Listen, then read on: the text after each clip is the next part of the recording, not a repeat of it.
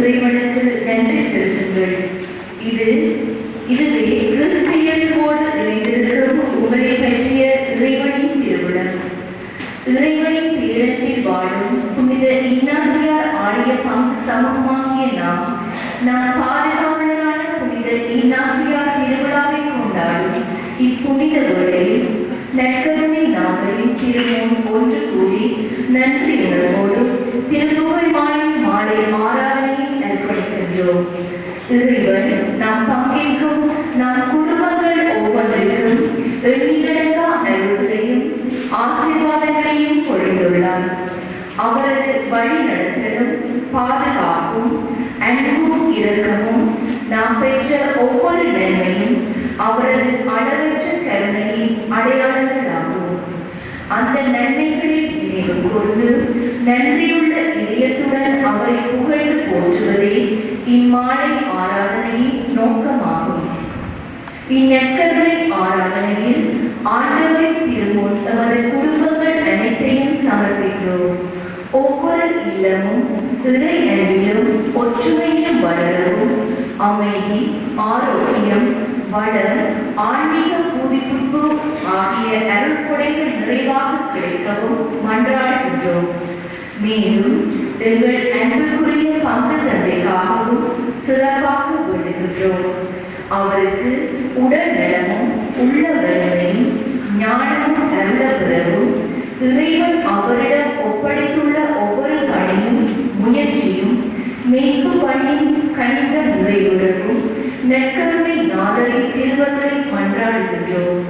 புனித இன்னாசியார் முன்மாதிரியின்படி எல்லாம் இறைவனின் அதிமகிமைக்காக என்ற கூற்றோடு நம் வாழ்வையும் பணிகளையும் இறைவனுக்கு அர்ப்பணித்து இத்திருப்புகழ் மாலை ஆராதனையில் மனமொன்றி பங்கேற்று நற்கருணை நாதரின் திருநருளையும் புனித இன்னாசியாரின் பெருந்துரையையும் நிறைவாக பெற்றுக்கொள்ள அனைவரையும் அன்புடன் அழைக்கின்றோம்.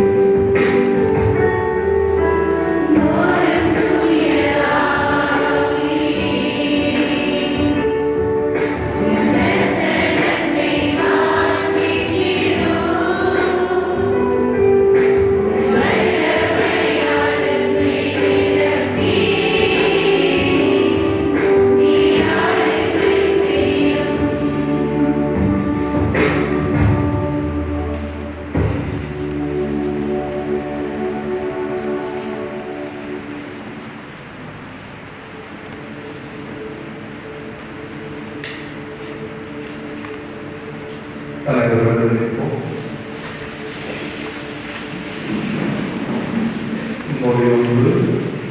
ஆண்டவருடைய கூடாரத்தில் தங்க தகுதியுள்ளவர் நேர்மையோடும் நீதியோடும் நடப்பவரே.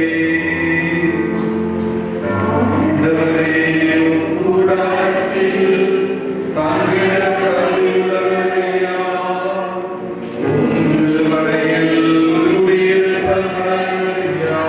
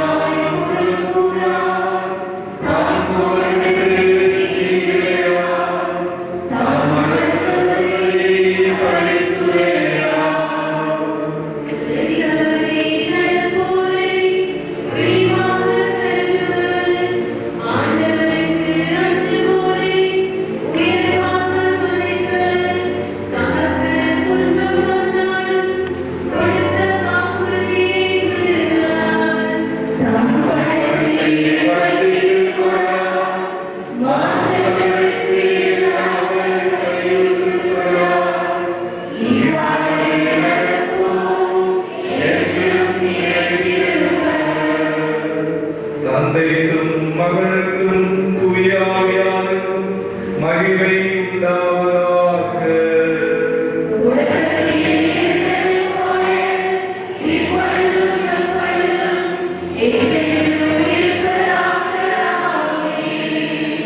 ஆண்டவருடைய கூடாரத்தில் தங்க தகுதியுள்ளவர் நேர்மையோடும் நீதியோடும் நடப்பவரே.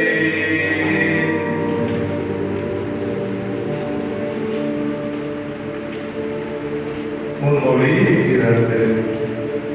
ஆண்டவருக்கு அஞ்சி அவருடைய கட்டளைகளில் பேரின்பம் காண்போம் பெற்றோம்.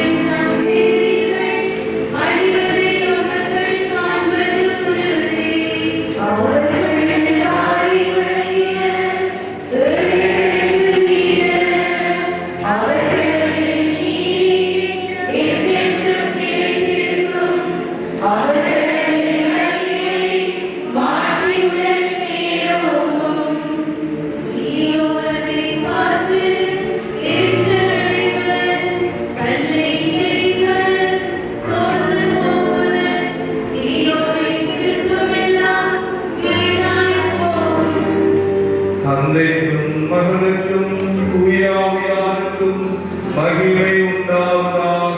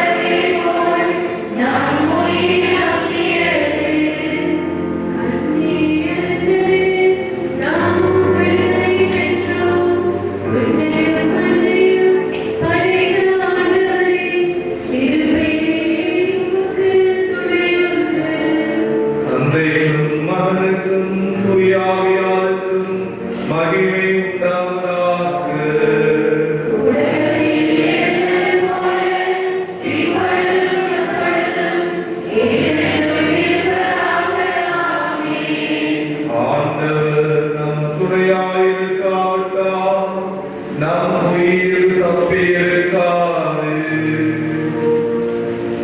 அனைவரும் அமர்ந்து கொள்வோம். எதிரேலிருந்து நிறுவனத்திலிருந்து வாசகம் அதிகாரம் 13 திருவசனங்கள் 20 தொடக்கம் 21 வரை. நித்திய உடன்படிக்கையின் இரத்தத்தின் வழியாக ஆடுகளின் பெரும் மேய்ப்பரான நம் ஆண்டவர் இயேசுவை இறந்தோரிடமிருந்து உயிர்த்தெழ செய்த சமாதானத்தின் கடவுள் தமது திருவுளத்தை நிறைவேற்ற உங்களுக்கு தேவையான எல்லா நன்மைகளையும் அருள்வாராக. இயேசு கிறிஸ்துவின் வழியாக அவருக்கு பிரியமானதை நம்மில் செயல்படுத்துவாராக. அவருக்கே என்றென்றும் மகிமை உண்டாக. ஆமென். இது ஆண்டவர் வழங்கும் அருள்வாக்கு.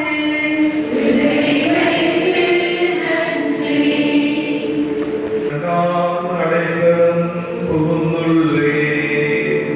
ஆண்டவரே, உம்மிடம் நான் அடைக்கலம் புகுந்துள்ளேன். நீரே என் கண்மலையும் என் கோட்டையும் ஆவீர். உம்மிடம் நான் அடைக்கலம் புகுந்துள்ளேன். தந்தைக்கும் மகனுக்கும் தூய ஆவியாருக்கும் மகிமை உண்டாவதாக. ஆண்டவரே, உம்மிடம் நான் அடைக்கலம் புகுந்துள்ளேன். முன்மொழி. என் ஆன்மா இறைவனை ஏற்றி போற்றியே வந்தது. என்பதா கடவுளை நினைக்கின்றது.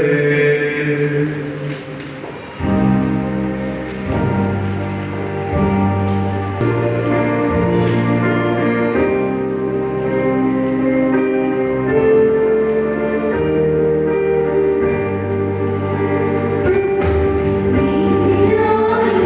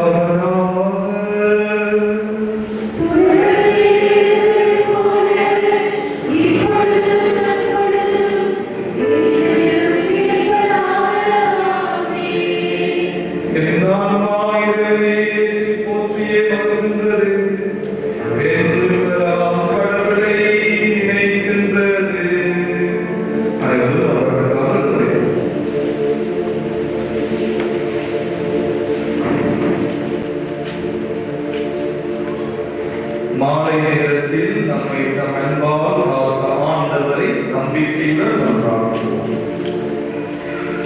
மன்றாட்டுக்கு பதுமையாக ஆண்டவரே எங்கள் மன்றாட்டை கேட்டருளும். ஆண்டவரே எங்கள் மன்றாட்டை கேட்டருளும். திருத்தந்தையாயர்கள், குருக்கள், துறவிகள் அனைவரும் உமது அன்பின் சாட்சிகளாக வாழ நலன் புரிவீராக. ஆண்டவரே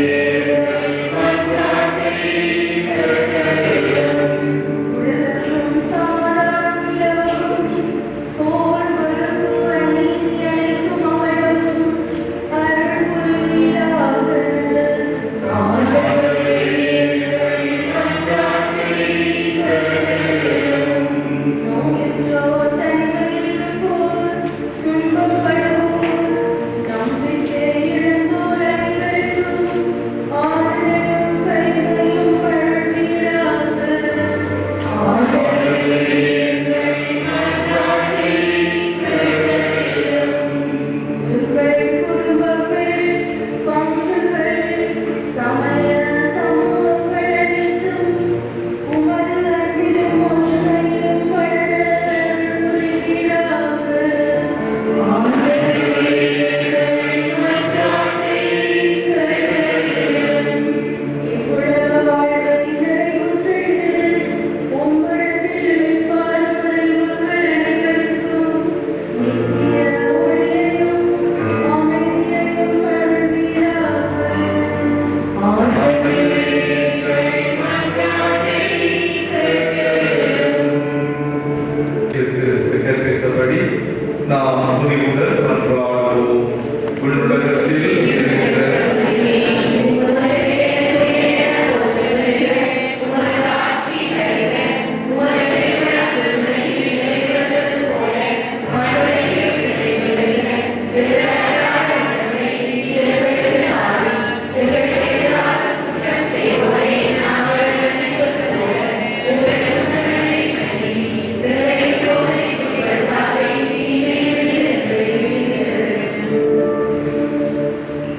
ஜெபம். இறைவா, நாள் முழுவதும் எங்களோடு இருந்து உமது நன்மையாளர்களை காப்பதற்காக உமக்கு நன்றி செலுத்துகின்றோம். இம்மாலை வேளையில் உமது திருப்பாதங்களை எங்களை ஒப்படைக்கின்றோம். எங்கள் எண்ணங்களையும் சொற்களையும் செயல்களையும் தூய்மைப்படுத்தி உமது சித்தத்தின்படி வாழும் அருளை எங்களுக்கு வழங்கும். திருப்பாடல்களில் நாங்கள் தியானித்தது போல நேர்மையோடு நடக்கவும், உம்மிடத்தில் லட்சம் கொண்டு வாழவும், எல்லா ஆபத்துகளிலிருந்தும் உமது வல்லமையால் பாதுகாக்கப்படவும் எங்களுக்கு அருள் புரிவீராக. இரவு முழுவதும் எங்களுக்கு அமைதியான உறக்கத்தையும், நாளைய தினம் புதிய நம்பிக்கையுடன் உண்மை சேமிக்க தேவையான வலிமையையும் அருள்வீராக. எங்கள் குடும்பங்களையும், எங்கள் சபையும், எங்கள் நாட்டையும், உலகில் உள்ள உமது மக்களையும் ஆசீர்வதித்தருளும். இறந்து போன எங்கள் சகோதர சகோதரிகள் அனைவருக்கும் நித்திய ஒளியையும் முடிவில்லா இறைப்பாதலை வழங்குவீராக. எங்கள் ஆண்டவராகிய இயேசு கிறிஸ்துவின் வழியாக இதை மன்றாடுகின்றோம். ஆண்டவர் நம்மை ஆசீர்வதித்து எல்லா தீமைகளிலிருந்தும் காத்து நித்திய வாழ்விற்கு நடத்துவாராக. நற்செய்தி வாசகத்துக்கு செல்வோம். நற்செய்தி வாசகங்கள் ஆண்டவர் உங்களோடு இருப்பாராக.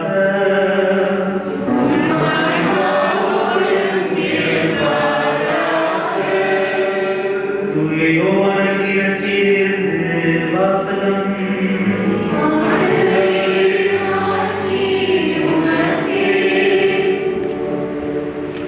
உண்மையான திராட்சை செடி நானே, என் தந்தையை அதை நட்டு வளர்ப்பவர். என்னிடம் உள்ள கனி கொடாத கொடிகள் அனைத்தையும் அவர் பறித்து விடுவார். கனிதரும் அனைத்து கொடிகளை மிகுந்த கனிதருமாறு கழித்து விடுவார். நான் சொன்ன வார்த்தைகளால் நீங்கள் ஏற்கனவே தூய்மையாய் இருக்கிறீர்கள். நான் உங்களோடு இணைந்திருப்பது போல நீங்களும் என்னோடு இணைந்தீர்கள். கொடி திராட்சை செடியோடு இணைந்திருந்தாலும் தானாக கனிதரை இயலாது. அதுபோல நீங்களும் என்னோடு இணைந்திருந்தாலும் கனிதரை இயலாது. நானே திராட்சை செடி, நீங்கள் அதன் கொடிகள். ஒருவர் என்னுடனும் நான் அவருடனும் இணைந்திருந்தால் அவர் மிகுந்த கனி தருவார். என்னை விட்டு பிரிந்து உங்களால் எதுவும் செய்ய இயலாது. என்னோடு இணைந்து இராதவர் கொடியை போல தவிர்த்து எறியப்பட்டு உலர்ந்து போவார். அக்கொடிகள் கூட்டி சேர்க்கப்பட்டு நெருப்பிற்கு எரிக்கப்படும். நீங்கள் என்னுள்ளும் என் வார்த்தைகள் உங்களுள்ளும் நிலைத்திருந்தால் நீங்கள் விரும்பி கேட்பதெல்லாம் நடக்கும். நீங்கள் மிகுந்த கனி தந்து என் சீடராய் இருப்பதே என் தந்தைக்கு மாற்றி அளிக்கின்றது. இது கிறிஸ்துவின் நற்செய்தி.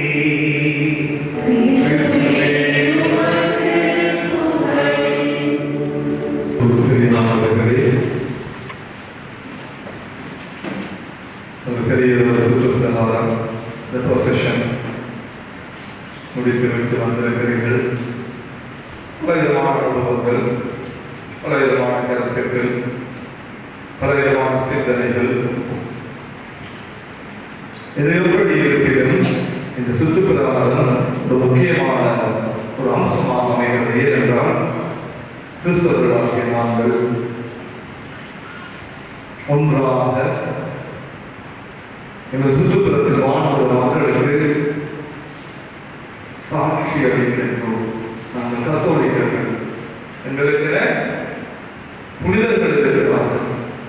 எங்களுக்கு புனிதர்கள் இருக்கிறார்கள்.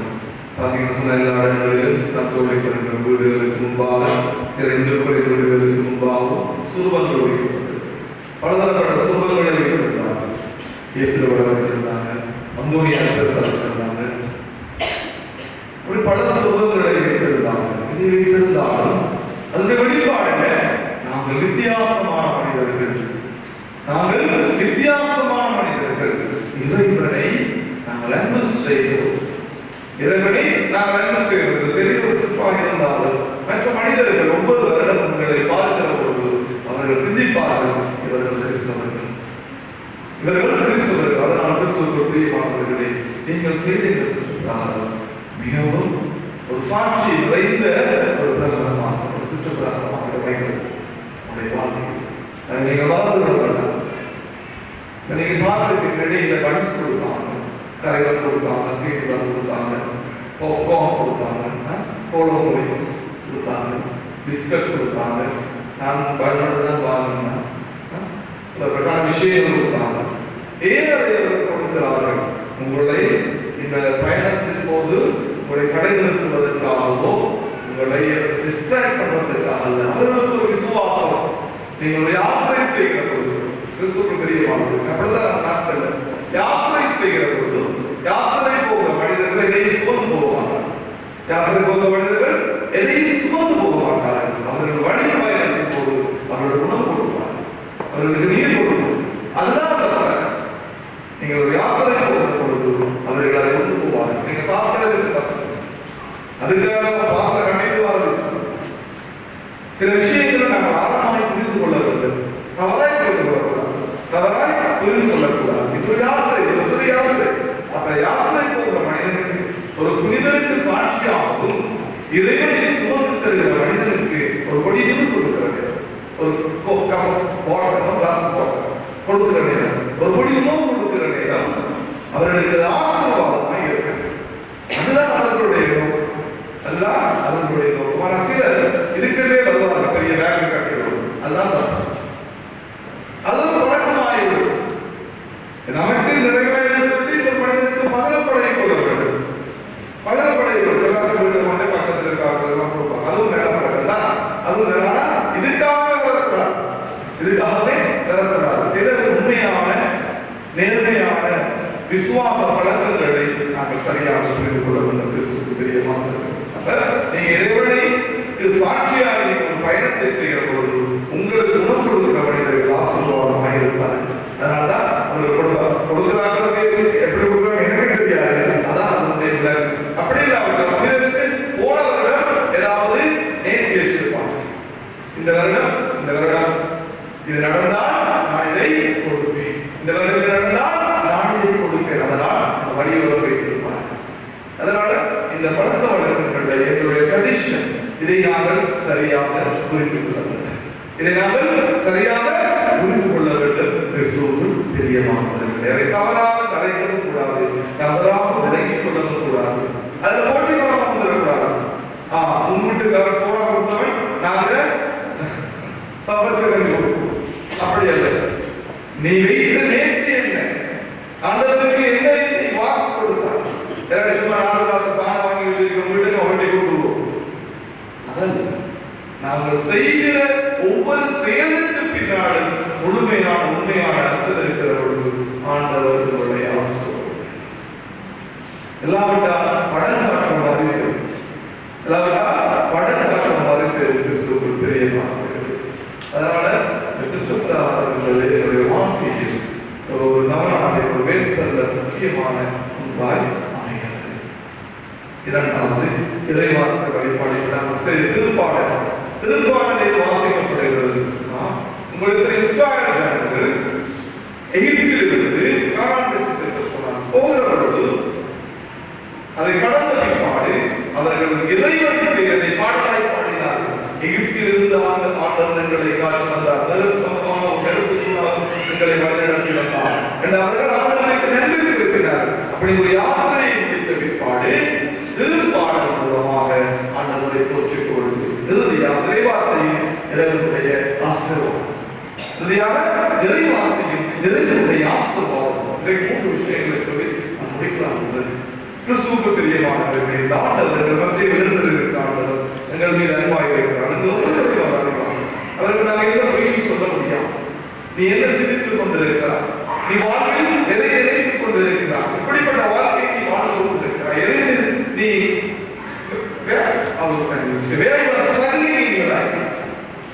நீ எப்படி கஷ்டப்பட்டுக் கொண்டிருக்கிறாய், எங்கே தடுமாறி கொண்டிருக்கிறாய், அனைத்தையும் அவர் அறிவார். முதலாவதாக ஆண்டவர்களுடைய வாழ்க்கையை நான் கொடுக்கும். நாளைக்கு நான் திருவிழாவை கொண்டாட போகிறோம். இறுதி supposed to be, but it's not be in the middle. It's fine. இருந்தாலும் இன்றைய நாளிலே இறைவனுக்கு எங்களை ஒப்புக் கொடுத்து நாளைக்கு எங்களை நாங்கள் ஆயத்தப்படுத்துவோம். இறைவனுக்கு எங்களை ஒப்புக் கொடுத்து நாங்கள் நாளைக்கு திருவிழா திருப்படியை நாங்கள் பங்கு வருவோம்.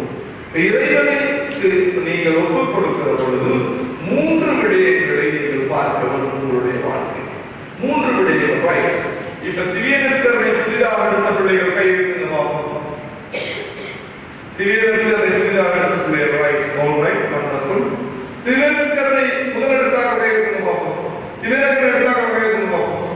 Right, wonderful. Praise the Lord. எடுத்துக்கிறீங்க. நீங்கள் திவ்யநற்கரை எடுக்கும் முன் 3 விடயங்களை நீங்கள் பார்க்க வேண்டும். ஒரு திருப்பலி பூசையில் திவ்யநற்கரை பெறுவதற்கு முன்னால் 3 விடயங்களை நீங்கள் பார்க்க வேண்டும். அந்த 3 விடயங்களும் என்ன? நீ திவ்யநற்கரை பெறுவதற்கு அல்லது திவ்யநற்கரை பெறுவதற்கு முன்னால் 3 விடயங்களை நீ சரி பார்க்க வேண்டும். யாராவது 3 விடயங்கள் அவர்களுக்கு பரிசு கொடுக்கப்படும். அது சரிதான் சொல்றாங்க. 3 விடயங்கள் பக்கத்தில் சொல்லுங்க. ஏதாவது ஒன்று திவ்யநற்கரை பெறுவதற்கு முன்னால்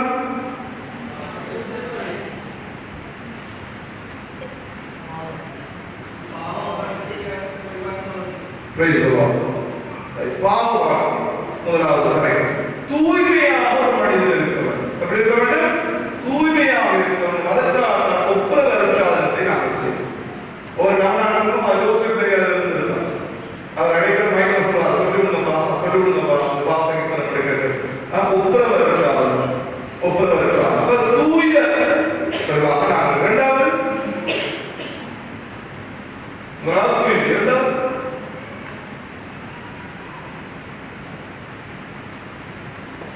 இரண்டாவது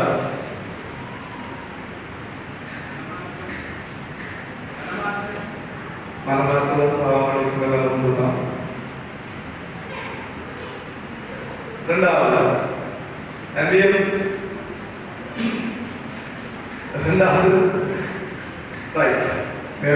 நம்பவில்லை. இரண்டாவது நம்பிக்கை. உங்களுக்கு தெரியும், திருப்பணிப்பு செய்யல நாங்கள் விசுவாச அறிக்கை, நம்பிக்கை அறிக்கை, நம்பிக்கை, கத்தோலிக்க நம்பிக்கை. இந்த அப்பத்தில் உயிருள்ள ஆண்டவர் இருக்கிறார் என்கிற நம்பிக்கை இருக்கிறது. நீ தூய்மையாக இருந்தாலும், நீ மனம் மாறி பரிசுத்தமாக இருந்தாலும், உனக்கு அந்த நம்பிக்கை இருந்தால் இந்த அப்பத்தை பெற முடியும். நம்பிக்கை இருக்கிறது.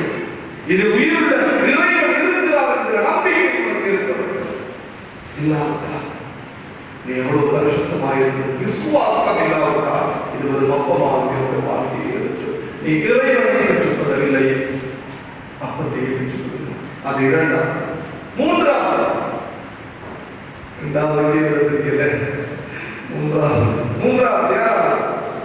தூய்மை, நம்பிக்கை. மூன்றாவது நான் சொல்றேன். மூன்றாவது பக்தி. மூன்றாவது பக்தி. என்னன்னு சொன்னா, இன்னைக்கு படிப்பிச்சு நம்மளுடைய மாணவர்களுக்குள்ளே வளர்ந்த பெரிய நட்கத்தை அவங்களுக்கு ஒரு செமினார் செய்யலாம். அப்ப தூய்மை, நம்பிக்கை, பக்தி. தூய்மை, நம்பிக்கை, பக்தி. இந்த தூய்மை நம்பிக்கை உங்களுக்கு தெரியும். பக்தி, பக்தி என்றால் எப்படி என்று சொன்னால், இங்கிலீஷோட நாங்கள் கனெக்ட் பண்ணுவோம். இதெல்லாம் முடிச்சு முக்கியமான விஷயங்களாக சொல்வது தேவையாக இருக்கிறது.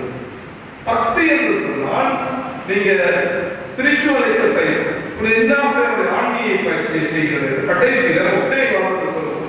பக்தி என்பது ஆலயத்தில் மாத்திரமல்ல, ஒரு கிறிஸ்துவை பெறுகிற திவ்ய நற்கருணை மூலமாக கிறிஸ்துவை பெறுகிற கிறிஸ்தவன் வந்து அவன் வாழ்நாள் மூலமாக பக்தியோடு இருப்பான். கணவனுக்கு பக்தியோடு இருப்பான், மனைவி கணவனுக்கு பக்தியோடு இருப்பான், மரம், செடி, கொடி, பிள்ளைகளுக்கு பக்தியோடு இருக்கும். அனைத்திலும் நாங்கள் இறைவனை காண்போம். பக்தி ஆலயத்தில் முடங்கல் நடக்கிறது மாத்திரம் பக்தி அல்ல. உன் வீட்டில் நீ உன் கணவனை மதிக்கிறது, உன் பிள்ளைகளை வழிநடத்துகிற பொழுது, உன் கால்நடைகளை பராமரிக்கிற பொழுது, உன் நண்பர்களை நேசிக்கிற பொழுது, நீ முதியவர்களை மதிக்கிற பொழுது, பொருட்களை நீ மதிக்கிற பொழுது, கதை எதாவது உதைக்கிறது, பிளாஸ்டிக் தான் கிளாஸ் கண்டா நடந்து தூக்கி அறிகிறது, உடுப்ப கண்டா தூக்கி அறிகிறது, என்ன செய்யறார்? நீ சீரழிந்த வாழ்க்கை வாழ்ந்த அந்த ஒரு பக்தி இல்லை. தவறாக விட்டார்கள். இந்த மூன்றாவது விடயத்தை, பக்தி என்பது உன் வாழ்நாள் இறைவனை பெற்றுச் செல்கிறாய், இயேசுவை சுமந்து செல்கிறாய். நீ இறைவனுடைய ஆலயம் சொன்னார் இல்லையா? நீ இறைவனுடைய ஆலயம். எத்தனை வருஷம்? 1 Corinthians அதாவது 1 Corinthians 3:19. 1 Corinthians 3:19. அப்படி ஆண்டவருடைய ஆலயமாக இருக்கிற பொழுது நீ எங்கெல்லாம் செல்கிறாயோ அங்கெல்லாம் நீ ஆண்டவரை சுமந்து செல்கிறாய். நீ எங்கெல்லாம் செல்கிறாயோ அங்கெல்லாம் நீ ஆண்டவரை சுமந்து செல்கிறது. யோக மார்க்கம் ஒன்றுக்கு, பக்தி மார்க்கம் ஒன்று. உன் வாழ்வில் உன்னுடைய உடலில் அந்த தெய்வீக பிரசன்னம் இருக்கிறது. அப்படி என்று சொன்னால் ஆலயத்தில் மாத்திரம் கிறிஸ்துவுக்கு பிரியமாக இருக்கிறது. நீங்கள் செல்லுகிற இடமெல்லாம் இறைவன் இயேசுவை கொண்டு செல்கிறீர்கள். அதை நீங்கள் உணர்கிற பொழுதுதான் உங்களுடைய பக்தி முழுமையடைகிறது. இன்றைய நாள் தலைப்பு நிறைவடைகிறது. தலைப்பு என்ன? முழுமையான அர்ப்பணிப்பு. இன்றைய தலைப்பு முழுமையான அர்ப்பணிப்பு. ஒரு மனிதன் முழுமையாக தன்னை அர்ப்பணிக்க வேண்டும் என்று சொன்னார். முதலாவது தூய்மையாக இருக்க வேண்டும். இரண்டாவது நம்பிக்கை, கிறிஸ்தவ கத்தோலிக்க திருச்சபையின் நம்பிக்கையில் இருக்க வேண்டும். மூன்றாவது பக்தியோடு இருக்க வேண்டும். வீட்டில் இருந்தால், கடையில் இருந்தால், ஆலயத்தில் இருந்தால், பாடசாலையில் இருந்தால், நண்பர்களோடு இருந்தால் இறைவனுடைய பிரசன்னத்தை அவர் சுமந்து செல்கிறார். முழுமையாக இந்த இறை பிரசன்னம் உன்னிலும் என்னிலும் வெளிப்படுகிற பொழுது நாங்கள் உண்மையாகவே ஆண்டவருக்கு அர்ப்பணிக்கப்பட்ட பிள்ளைகளாக வாழ்கிறோம். அதுவரைக்கும் நாங்கள் முயற்சி செய்வோம். அதுவரைக்கும் நாங்கள் முயற்சி செய்வது ஒரு நாள் எங்களுக்கு we can't achieve overnight. திடீரென்று எங்களுக்கு வராது. வாழ்க்கையில் ஆண்டவருடைய உறவை ஏற்படுத்த ஒரு நாள் இந்த பக்தி எங்களுடைய வாழ்வாகும், எங்களுடைய வாழ்வு முழுமையாக இறைவனுக்கு அர்ப்பணமாகும். ஆமென். முழங்கால் அமர்ந்து கொள்வோம். உங்களுக்காக நான் ஜெபிக்கப் போகிறேன். நோய்களிடங்களிலே கரங்களை வைத்துக் கொள்ளுங்கள். சிறிய ஜெபமானவர்களுக்கு ஒப்புக் கொடுத்து ஜெபிப்போம். உங்களுடைய தேவைகளை ஆண்டவரிடத்திலே சமர்ப்பியுங்கள். கிறிஸ்துவுக்குள் பிரியமானவர்களே, இந்த நாள் உங்கள் வாழ்வில் ஒரு புதிய அற்புதத்தை செய்யும் என்று நான் விசுவாசிக்கிறேன். வாழ்விலே இருக்கிற தவறான சிந்தனைகளை விட்டுவிடுங்கள். ஆண்டவர்களுக்கு தரப்போகிற ஆசீர்வாதத்தை சோதனையினாலோ அல்லது உங்களுக்கு மாற்று கருத்துக்களினாலோ இழந்து விட வேண்டாம். ஆண்டவர் உங்களுக்காய் கரங்களை இருக்கிற உயிரை கொண்டு ஆண்டவர் உயிரோடு எழுந்தருளி இருக்கிறார்கள்.